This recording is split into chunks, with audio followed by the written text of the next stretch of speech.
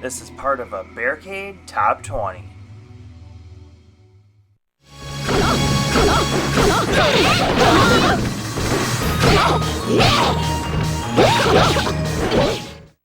Soulcalibur. What would a Dreamcast list be without Soulcalibur?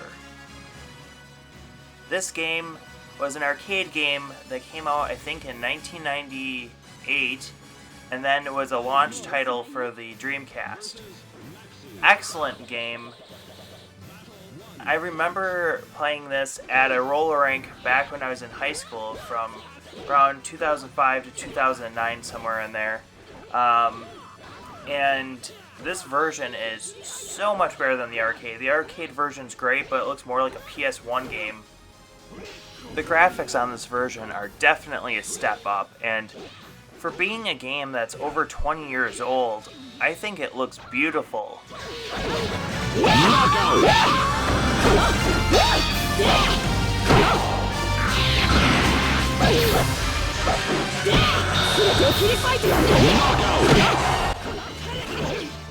If you play this game with the VGA box or the VGA cord connected to an HD TV or monitor, the game looks very crisp and beautiful.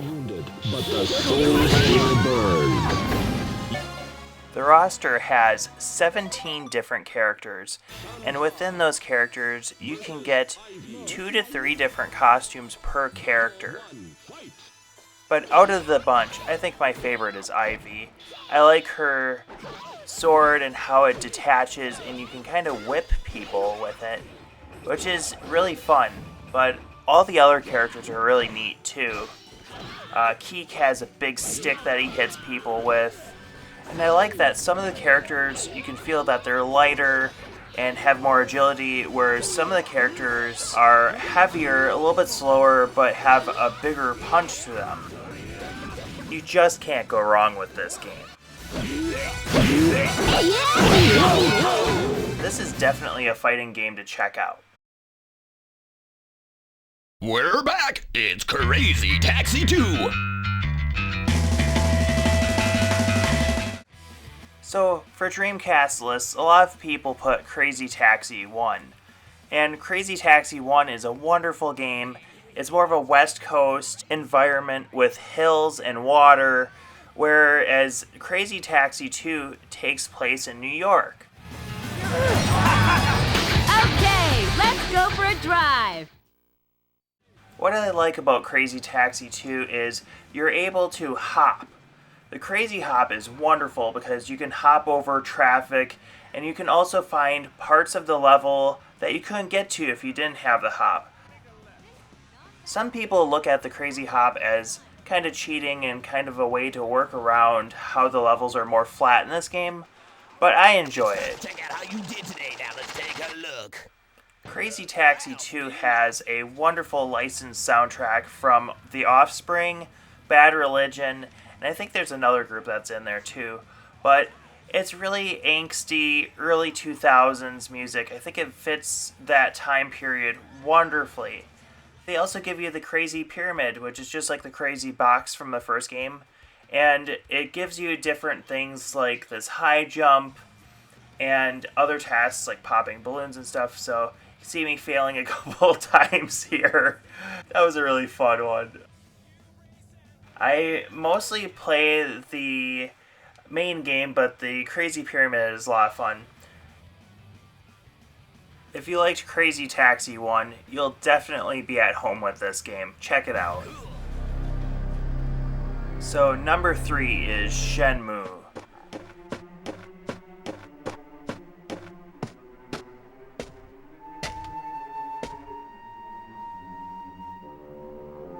This game is wonderful. I think it's the biggest game, scale-wise, of its time. Development started on this game on the Sega Saturn, and they would have needed a lot of discs just to fit this game. Keep friends, those you love, close to you. No. Father! No!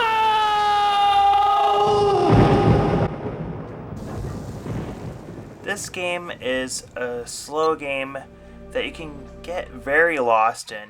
You have to search around the area for clues to who these men that killed your father are. Duo-san, are you going out? Yeah? You were late returning home last night. Do you think the kitty going to get all better? I'm sure she's going to be fine. Did anything unusual happen that day? You again.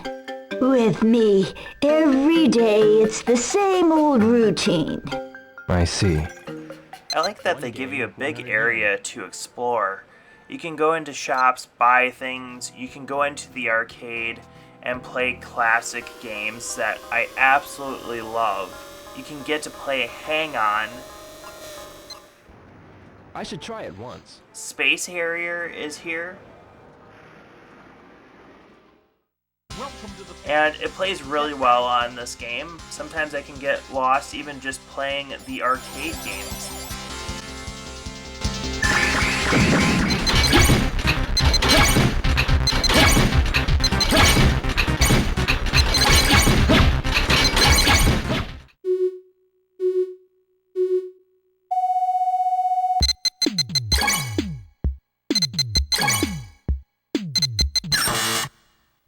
Ah!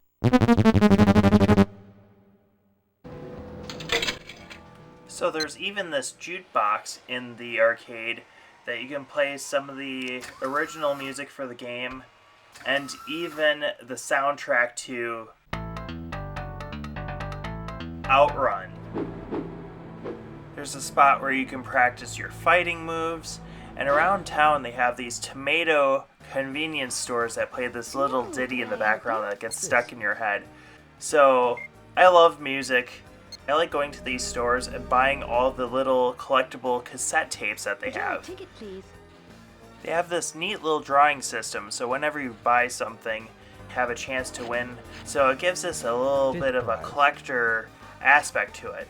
But the dialogue is wonderful. Check this out. Hey, Dio, have you ever used a disposable camera? Not yet. Really? Aw, that's too bad for you. Black car? I heard it drove away from my house at full speed down through Dobuita. Ay, caramba! What happened? They almost hit one of my customers, so I gave them a piece of my mind. But that man, he gave me this glare. I ain't never seen such a cold stare, man. Ah, good. You need to go home now. You know you're too young to drink. Understand? Alright.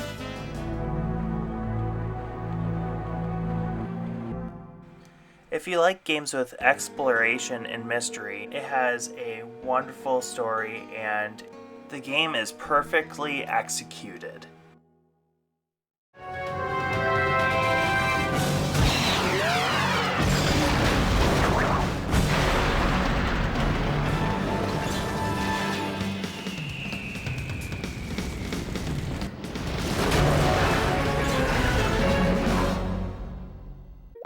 So at number 2 is Vigilante VIII Second Offense. This game is a sequel to one of my favorite games of all time. Ever since I was a kid, I've played Vigilante VIII a lot.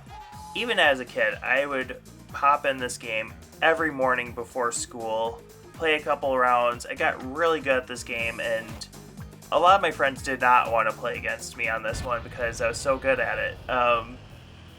I picked it up again recently with a couple friends, and we played the N64 version, and I gotta tell you what, I really suck at this game now. I gotta practice up. So this game gives you 3 game modes: Arcade, Quest, and Survival.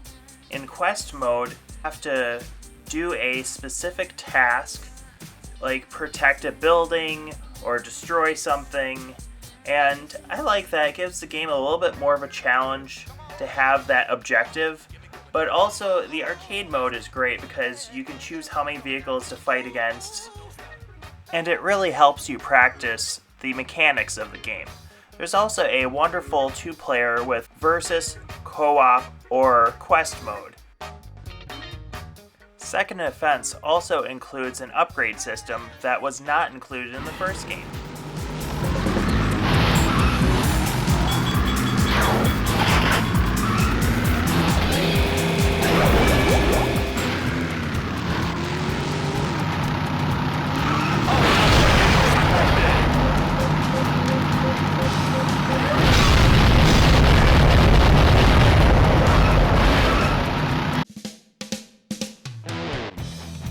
In this game, I really enjoy the soundtrack and the action. What's really neat about Vigilante 8 Second Offense is the soundtrack on the Dreamcast and the PlayStation version are the same, but Dreamcast you get the best graphics and improved car models. And on the N64 version, you get a completely different soundtrack. So when you play this game on all the different systems, it's a different experience every time. So I own this game for all 3 systems. If you like car combat games, I think this is the best one to check out.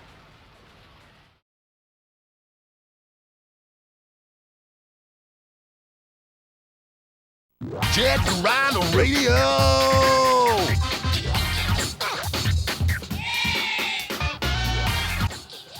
So here's my number 1 Dreamcast game. And this was a hard choice between Vigilante 8, but what sets this aside from Vigilante 8? Vigilante 8 you can get on any of the consoles. Jet Grind Radio, when this came out, was only on the Dreamcast, and the art style, the music, everything about this game is excellent.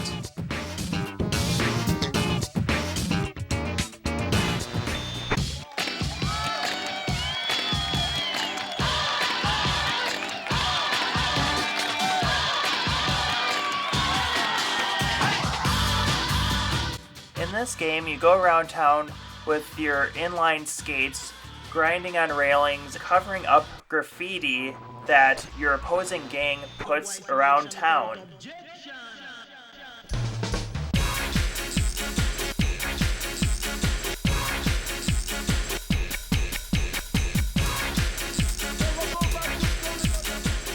So right here, I am covering up graffiti. You have to twist the thumbstick in specific directions, which is really fun.